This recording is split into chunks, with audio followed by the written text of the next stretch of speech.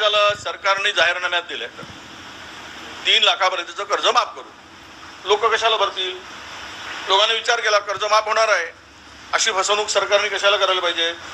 जाहीर सभेमध्ये छाती ठोकून सांगितलं आम्ही 3 लाखापर्यंतचं कर्ज माफ करू. त्याचं कुठे झालं? 3 लाखाचं काय आहे? या बजेटमध्ये सुद्धा देऊ शकणार नाही, पैसेच नाही. ते स्पील एवढं आहे, देणं एवढं आहे की आत्ताच्या मला माहितीप्रमाणे 2 लाख कोटी रुपयाचं देणं आहे सरकारला. आणि त्या लाडक्या बहिणींचा पुन्हा अतिरिक्त खर्च आहेच, तर देणार कुठून? मग कशाला घोषणा करताय?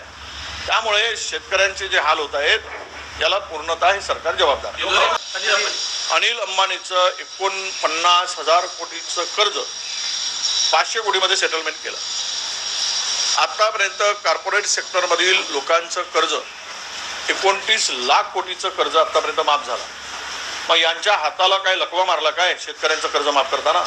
8-10 लाख कोटी रुपये द्यायसाठी शेतकऱ्यांच्या हक्काचे तुम्ही उद्योगपतींचे आणि व्यापाऱ्यांचे ज्यावेळेस एवढं कर्ज माफ करताय आणि शेतकऱ्याप्रती तुमची ही अनास्था असेल, ठीक आहे, आज चालती आहे, पण उद्या तुमची पण शेतकऱ्यांनी जर ठरवलं आणि उद्या ठरवणारच ज्या पद्धतीनं शेतकऱ्यांचे हाल तुम्ही करताय, शेतकऱ्यांची लूट करताय आणि ज्या पद्धतीनं शेतकऱ्याला कर्जमाफीची घोषणा करून देत नाही, या मैदान आहे पुढे, संपलं नाही.